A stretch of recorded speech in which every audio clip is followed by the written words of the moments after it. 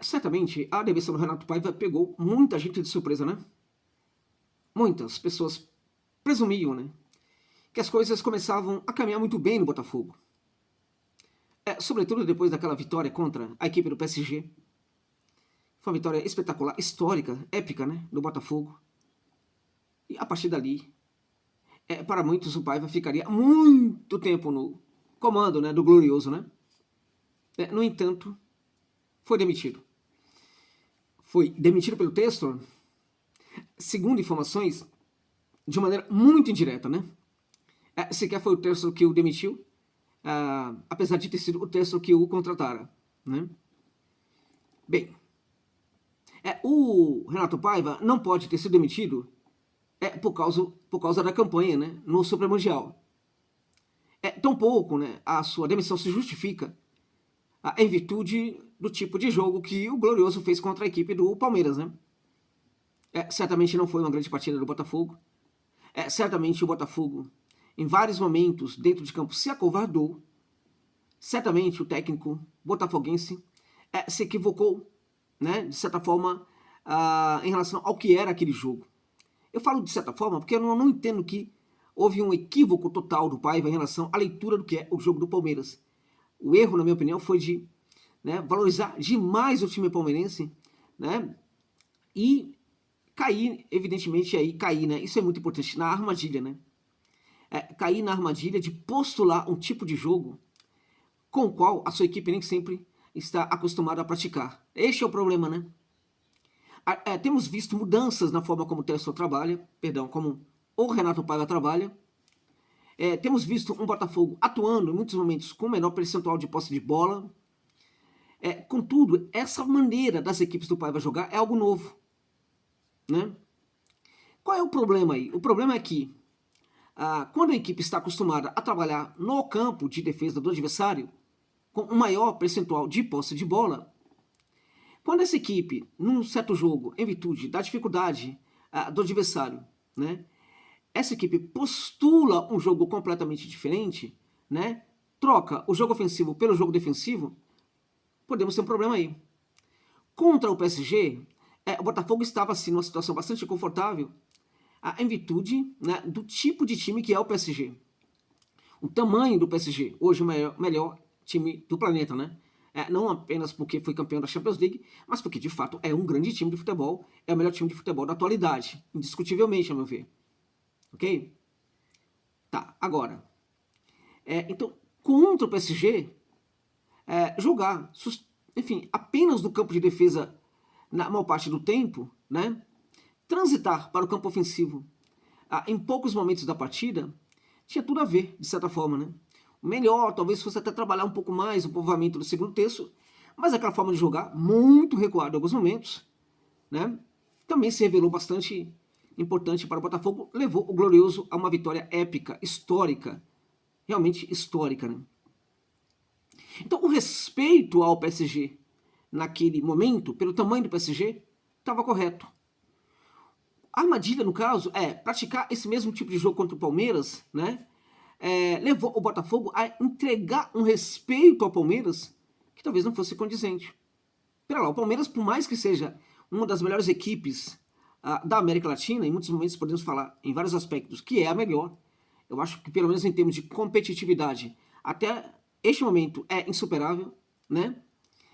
Mas é o Palmeiras, né? É um time contra o qual o Botafogo já está acostumado a jogar, já atuou contra o Palmeiras em outros momentos, né?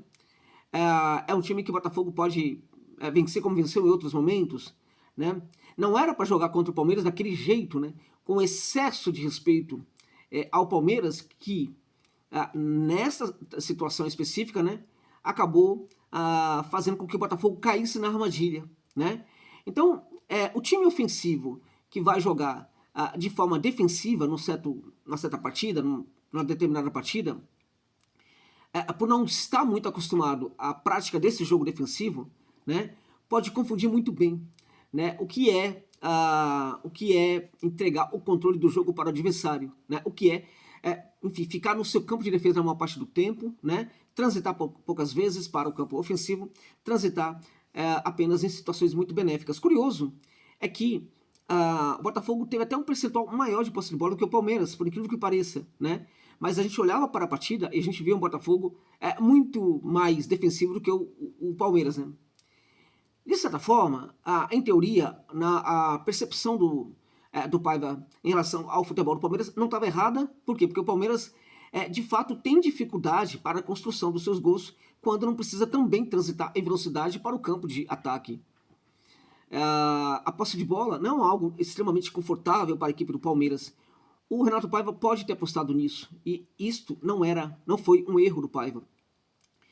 A questão, portanto, é como é que uma equipe consegue ter o controle, sobretudo o controle mental dos acontecimentos do jogo, né, atuando de forma defensiva. Como é que uma equipe trabalha defensivamente e passa a mensagem para o seu adversário de que ele não é tão importante assim? Como é que a equipe se defende quase o tempo inteiro, né, e ao mesmo tempo consegue enfim, danificar as intenções do seu adversário, né, consegue minar pouco a pouco o adversário, como se fosse um boxeador, né, vencendo pelo desgaste, né? Então a questão é, como se joga de forma defensiva sem mostrar essencialmente para o outro que eu estou com medo desse outro, né? Então é mais ou menos isso. A armadilha, no caso, e que o Botafogo caiu contra o Palmeiras, foi justamente essa. O Botafogo passou a mensagem para o Palmeiras de que estava com medo do Palmeiras, né? E aí o Palmeiras esperou o momento certo para atacar a jugular do Glorioso, foi o que fez e ficou com a vaga para a etapa de quartas de final do Super Mundial de Clubes, tá? Então veja, a maneira como o Botafogo jogou, né, na minha opinião foi um erro, né, a maneira como jogou, embora a leitura não tenha sido equivocada do que poderia ser o desempenho do Botafogo naquela partida, tá? Não foi necessariamente equivocado, não. Se o Botafogo jogasse muito no ataque, poderia entregar esses espaços para o Palmeiras, tá? Aí, o Palmeiras sabe jogar com esses espaços muito bem, tá? Então a questão é, a mensagem que o Botafogo passou para o Palmeiras e até para quem estava vendo a partida foi de que o Botafogo estava com medo. E essa mensagem também, né, atacou diretamente as emoções do John Textor, né, que não ficou nem um pouco feliz com isso, né. O que se fala neste momento é que o Textor estava realmente muito irritado, tá, muito irritado depois do jogo, né.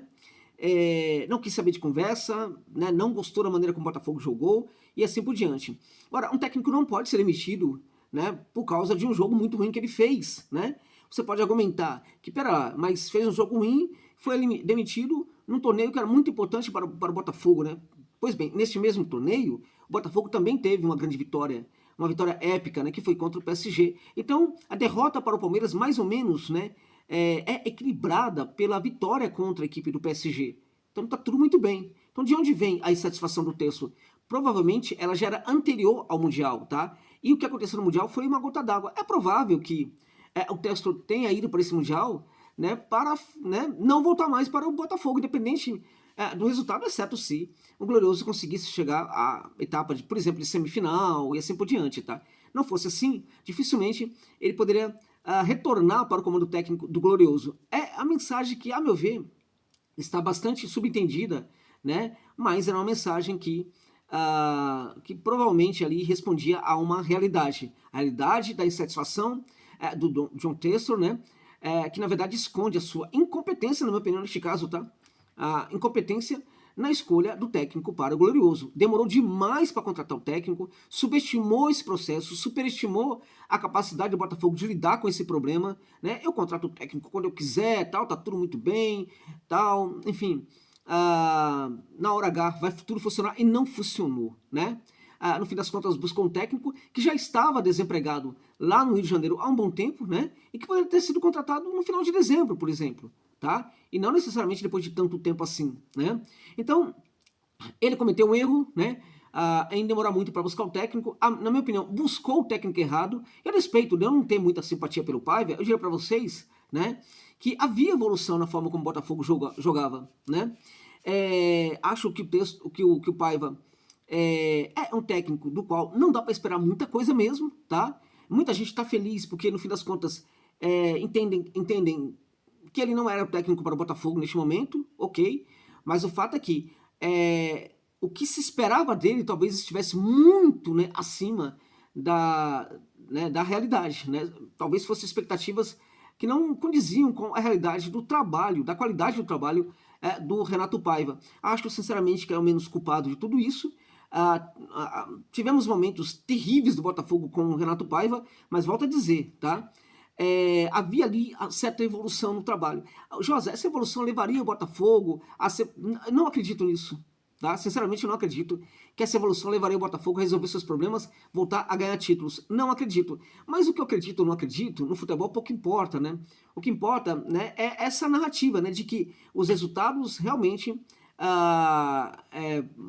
legitimam o trabalho de um técnico. E os resultados recentes, né, eles são melhores do que os resultados iniciais, né? Inclusive a classificação, com todos os problemas, a próxima fase da Libertadores. Os resultados recentes do Botafogo, né, legitimavam a quantidade, a permanência, né, do trabalho, né, e a continuidade, essa palavra, do trabalho do Renato Paiva, tá? Então, realmente foi estranho. Agora o Botafogo precisa novamente buscar um técnico. O que se fala no momento é que o Textor quer um técnico ofensivo, né?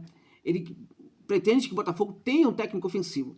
Quais seriam os técnicos interessantes que o Botafogo poderia buscar? Não tem muitos no mercado, tá? Não tem muitos, aqueles que estão no mercado estão também empregados, alguns dos quais muito bem empregados, como sabemos. Agora, eu diria para vocês que 2 técnicos poderiam ser bem interessantes para o Botafogo, tá?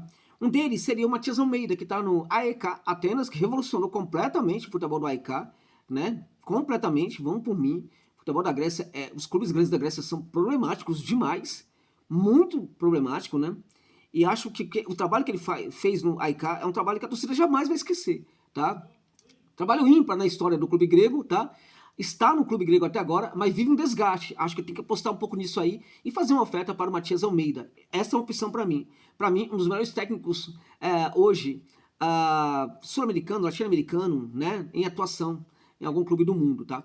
Então, este é o caso. O outro caso, né, é um técnico um tanto quanto desconhecido, que é o Paco Hermes, né, que é um técnico que estava há pouco tempo na equipe do Ibiza, fez uma campanha interessante no pequeno time espanhol, né, entregou o cargo na 3ª posição, com bons números, né, pela equipe do Ibiza, né? Está livre do mercado até neste momento. O Paco Hermes é um técnico extremamente ofensivo, né?